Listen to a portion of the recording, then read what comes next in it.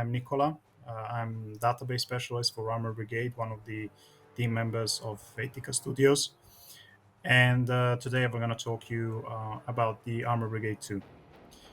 Now, how has Armored Brigade II improved on Armored Brigade I? Well, the most obvious thing is the 3D engine. That's pretty obvious from the footage. Uh, 3D engine was born out of the requirement to make terrain more readable in the game. That was one of the major issues with 2D game. So basically, it evolved from those who are familiar with the original game, isometric view. We first tried to make that 3D, and then gradually it evolves to having a single screen and the full fledged 3D engine. But of course, we have not forgot about other features as well. Basically, there is a series of new features, completely new features, and also a lot of improvement on the existing features and game mechanisms.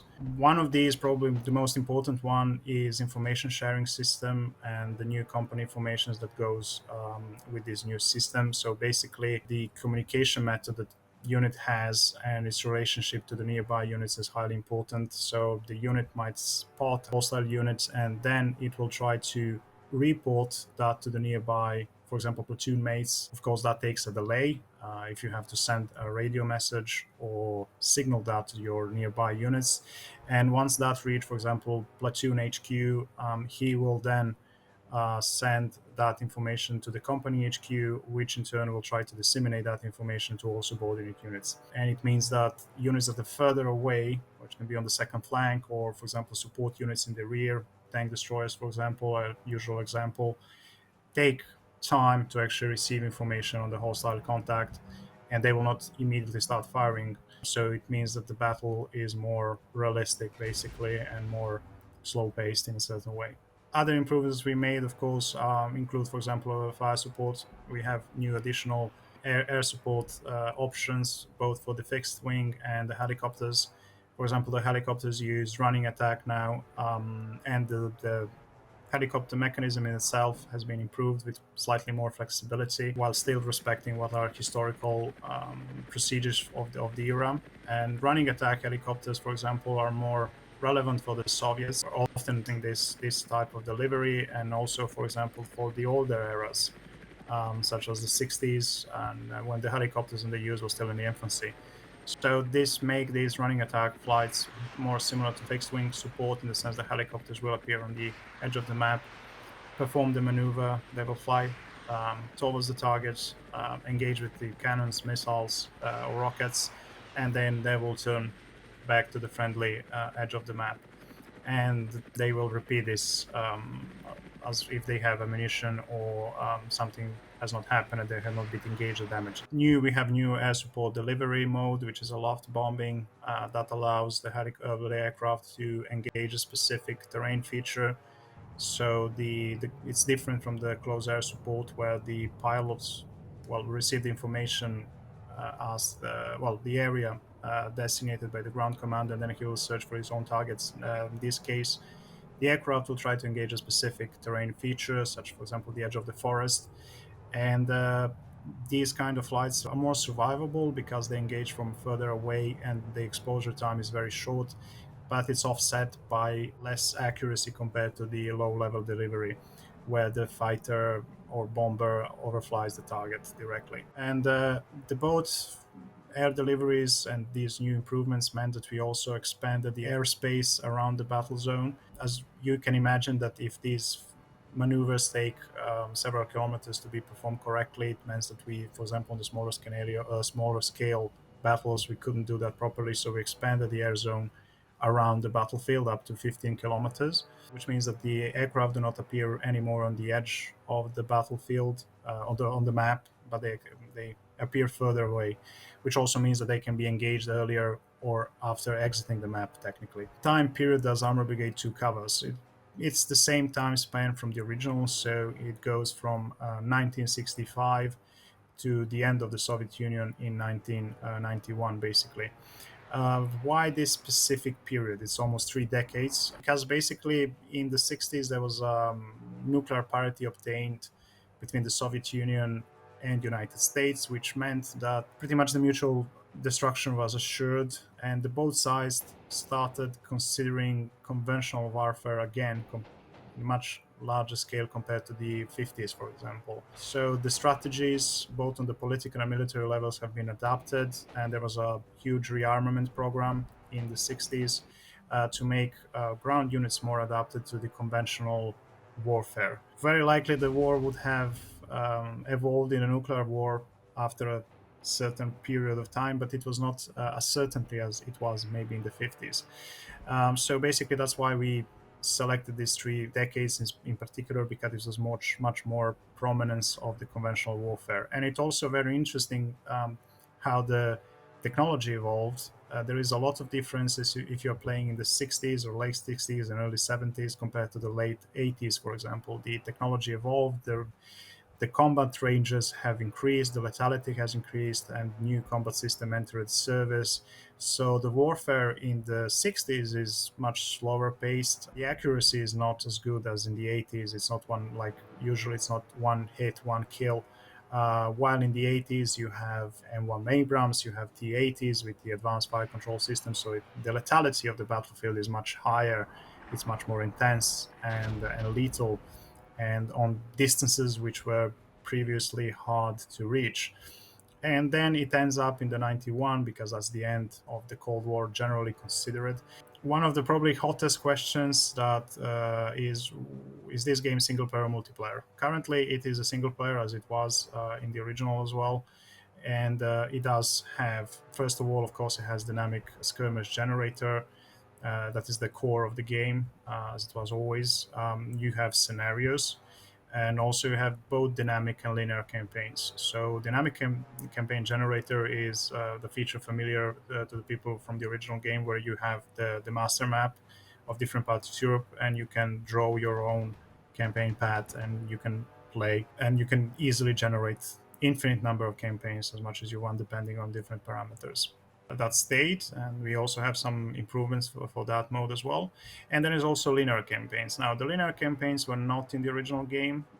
They appeared in the latest DLC with the Czechoslovak campaign, and we seen the feedback was very positive and decided to continue with that. Now, a very important aspect that I have not been mentioned actually, and goes as improvement overall, is that we added more scripted options in the campaigns. The original AB was fully dynamic, which prevented us from having tutorials, for example, of having predictable scenarios. The AI was commonly changing plans depending on every time you were playing the scenario, the AI could adopt this battle plan in a different manner.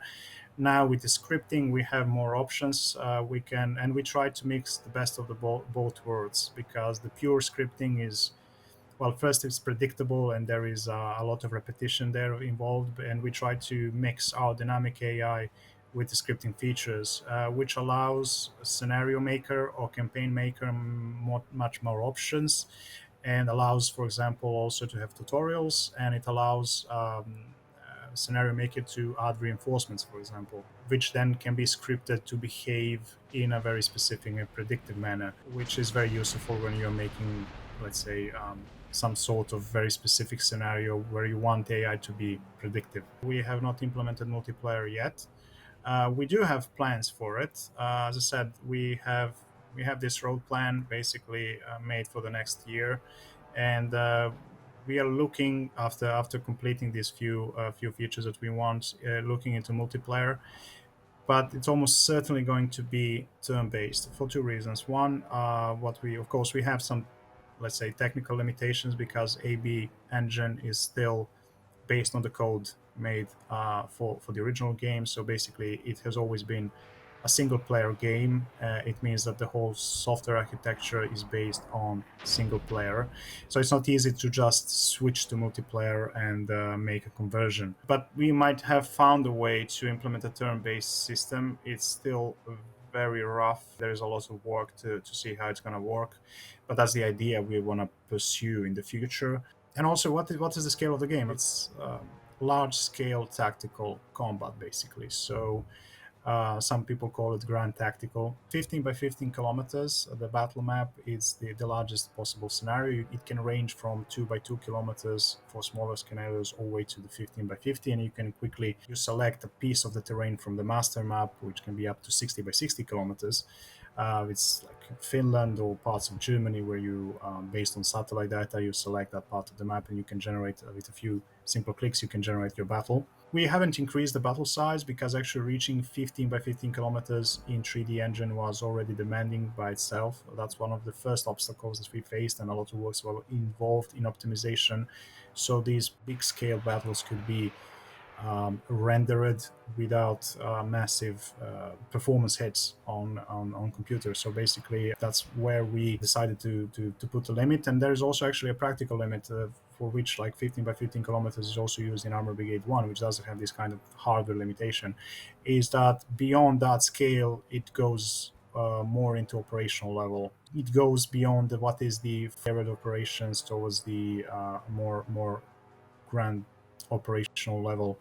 So we realize that more or less that is the biggest scale that you can have in something that is a tactical game and not operational game, where you don't have any more like single squads and vehicles, but you have already like units like tokens or something like that can be representative of a company of a battalion, and you can have several hundred units on the map on both sides, so it can get pretty big. But you can also simulate small scale scenarios. You can have as much as a single platoon, and you can play with that on a more tactical scale. But generally, you're encouraged to issue orders to the platoons or companies. You issue order to your platoon, you specify this standard operational procedure, and then you just let the battle unfold. And of course, you change the orders during the battle depending on the situation, and you have those delays that are meant to represent the time that the unit reacts, not necessarily to command orders, but also how the whole command structure is flexible. So, for example, that's the reason why, let's say, Warsaw Pact and the Soviets have longer delays, but they benefit from a longer plan, long-term planning. Basically, you can issue several waypoints, and the initial delay is huge, but then every subsequent waypoint will not get the same penalty as, for example, in the NATO countries. You have more flexibility, and so the initial penalty is much lower, so the units can react more with more flexibility. But they don't have the same benefits as the Soviets do from planning, because they are more flexible, as I said, and they tend to react better than their Warsaw Pact counterparts. Although Armored Brigade does not only have NATO and Warsaw Pact, it has some neutral countries as well, such as Finland, and that's one of the reasons why we have adopted NATO symbology. So you don't have like the Soviets are red, but if you're playing them, they're blue, because that means they're friendly, and hostiles are red. For those who are not familiar with the original game, that means that you have, of course, the Soviet Union and United States, but you also have West and East Germany. You have Poland, and you have United Kingdom as the major players on the, let's say, central European battlefield. But you also have Finland, because Veitika Studio is from Finland, so that was a sort of tribute. And also a Finnish map comes with that faction as well, or nation. Basically, we have these seven nations, armies from the original, but the whole database concerning them has been quite increased. So you have additional units that have not been in the original game, and you also have new additional formations. Basically, I believe the whole database is probably about 20% larger compared to the original. So you have, as I said, new vehicles and new infantry types, but also some new additional models, unit types, basically, such as motorized infantry. Basically, if somebody has played the latest DLCs, you might recognize there is a certain additional flexibility in those DLC nations compared to the original base ones. So, for example, Yugoslavia has 5 infantry types, and we try to adopt the same approach to the base factions or nations as well. So they got the same treatment, basically. So now, for example, the Soviets get many more options as far as the infantry concerned, VDV and their para assault equivalents mounted in trucks, or and these, which much more accurate tables of organization compared to the original, which was more generic. Now it's much more specific. You also get many additional options as far as the recon units are concerned. Now they have, for example, the US or also the Soviet, they get not anymore like a simple scouts and tank section or vehicle sections. They have much more elaborate platoons, scout platoons, or even larger formations that allows a more historically accurate representation of the recon units. And then also for the support units, you get previously static units. Now they have mounts, they have trucks or jeeps to use to be moved around, which was requested by the players. That gives a lot more flexibility for scenarios and also for generator scenarios, especially for the player who can now use different force types and have much more diverse experience in using these diverse type of units and their parent formations, basically. So Armored Brigade II will be released this November on Magic Store.